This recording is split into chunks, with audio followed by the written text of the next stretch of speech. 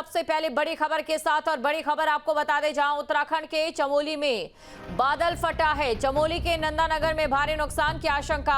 सैलाब में 5 लोग बह चुके हैं। आपको बता दें कि सैलाब में कई लोग बह चुके हैं। 6 से ज्यादा मकान क्षतिग्रस्त है। बड़ी खबर आपको बता रहे हैं, चमोली के नंदानगर में भारी नुकसान की आशंका जताई जा रही है। 5 से ज्यादा लोग बह चुके हैं और 6 जो मकान है वो पूरी तरह से क्षतिग्रस्त यहां पर हो चुके हैं। तस्वीरें आपके सामने, 2 तस्वीरें आपको हम दिखा रहे हैं। पहली तस्वीर में आप देखिए, जो नजर आ रहा है कि लोग यहां पर सड़क पर हैं। आधी रात का समय है और आधी रात के समय लोग अपने घरों में अपने आप को सुरक्षित महसूस नहीं कर रहे हैं। इस समय पहाड़ी राज्यों की अगर हम बात करें, रात होते ही लोगों के मन में डर समा जाता है। और दूसरी तस्वीर आप देखिए, ये गांव की तस्वीर है, नंदानगर की तस्वीर है। नंदानगर में जहां पर आप देख सकते हैं कि किस प्रकार पानी का सैलाब यहां पर आ गया। जो लोग घर के अंदर फंसे थे वो फंसे रह गए, जो लोग बाहर निकले वो समय रहते बाहर निकल आए। लेकिन इसी बीच सैलाब में 8 लोग लापता हो चुके हैं। चमोली में मौसम विभाग की भारी बारिश का पूर्वानुमान सटीक साबित हुआ है। नंदानगर में जो कुंतरी गांव है वहां पे 7 लोग लापता बताए जा रहे हैं और कुछ लोगों को स्थानीय लोगों द्वारा बचाया गया है। वहीं नंदानगर विकासखंड के ही दुर्मा गांव में भी कई मकान क्षतिग्रस्त हुए हैं, कई मवेशी मलबे में दब गए हैं और यहाँ पर भी 2 लोग लापता बताए जा रहे हैं। प्रशासन की टीमें NDRF, SDRF, पुलिस प्रशासन, तहसील प्रशासन सभी नंदानगर पहुँच चुके हैं और जिलाधिकारी चमोली भी नंदानगर के लिए रवाना हो चुके हैं। कहीं ना कहीं एक बहुत बड़ी चुनौती पूरे क्षेत्र के लिए हुए हैं और जिस तरह की स्थितियां हैं उससे लोग दहशत में हैं। Surendra Rawat, news state, Chamoli. तस्वीरें आप देखिए, तस्वीरों में देख सकते हैं कि कैसे यहां पर सैलाब जो है वो बह रहा है और इसी सैलाब में 8 लोग अभी तक लापता हो चुके हैं। लोगों में डर का माहौल है क्योंकि लगातार बादल फटने की घटनाएं सामने आ रही है। बात करते हैं अगस्त महीने की। सबसे पहले धराली की वो आपदा आपको याद होगी, जब वहां पर 80 एकड़ में मलबा फैल जाता है, 30 से 40 फीट का वो मलबा। और उसी के साथ उसके बाद ठीक वैसा ही हर्षिल में नजर आया, कृत्रिम झीलें बन गई। धराली में वैसा ही सैलाब का आतंक देखने को मिला। उसके बाद चमोली की बात करें, टिहरी की बात करें, हाल ही में देहरादून में जो हुआ है, और उसके बाद अभी देखिए देहरादून में हुई उस बादल फाड़ तबाही को 72 घंटों का ही समय बीता है कि यहाँ पर एक और बादल फटने की घटना सामने आ गई है। और सबसे बड़ा सवाल ये हम सभी जानते हैं कि ये साल अल नीना वर्ष है, यानी कि ठंड ज़्यादा होगी, बारिश ज़्यादा होगी, लेकिन हालात इतने ज़्यादा बेकाबू हो जाएंगे ये किसी ने नहीं सोचा था। बारिशों की अगर बात करें तो सबसे ज़्यादा जो खामियाजा है उत्तर भारत को भुगतना पड़ा है। 30% से ज़्यादा बारिश जो है मानसून से भी ज़्यादा हो चुकी है। जितनी मानसून में सामान्य से 30% बारिश हो चुकी है। हालांकि बात अगर पूर्वोत्तर राज्यों की करें तो वहाँ पर कम बारिश हुई है, लेकिन तस्वीरें आपके सामने हैं। उत्तरी भारत में लगातार बारिश अपना कहर बरपा रही है। मानसून 18 सितंबर को विदाई ले रहा था। हालांकि 3 राज्यों से मानसून की विदाई हो चुकी है, रवानगी हो चुकी है, लेकिन जाता जाता मानसून भी कहर बरपा रहा है। खबर पर अधिक जानकारी के साथ संवाददाता सुरेंद्र रावत हमारे साथ जुड़ चुके हैं। सुरेंद्र, सबसे पहले ताजा तस्वीर आप बताइए, कितनी टीमें वहां पर पहुंची, गांव में कितनी आबादी थी, कितने लोग फंसे हैं?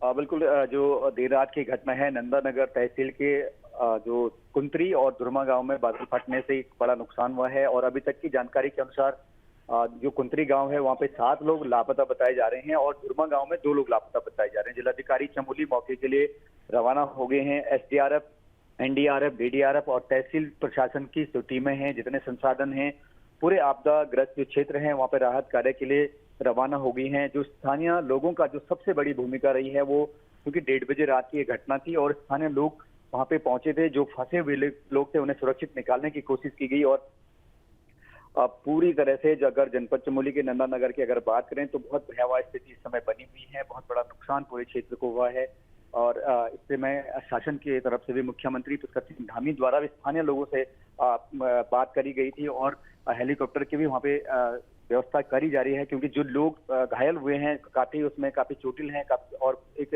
जो युवक है वो गंभीर है। तो इन सभी के लिए जो भी शासन और प्रशासन के स्तर पे जो चीजें हो सकती हैं, सारे संसाधन इस समय आपदा राहत कार्य में जुटे हुए हैं। अभी आपने बताया सुरेंद्र की 2 गांव हैं जहां पर भारी तबाही बादल फटने के कारण देखने को मिली है। क्या इन दोनों ही गांव में बादल फटा है या फिर एक जगह बादल फटने के बाद अपने साथ तबाही को आगे बढ़ाता हुआ दोनों गांव में असर डाला है? नहीं, बिल्कुल।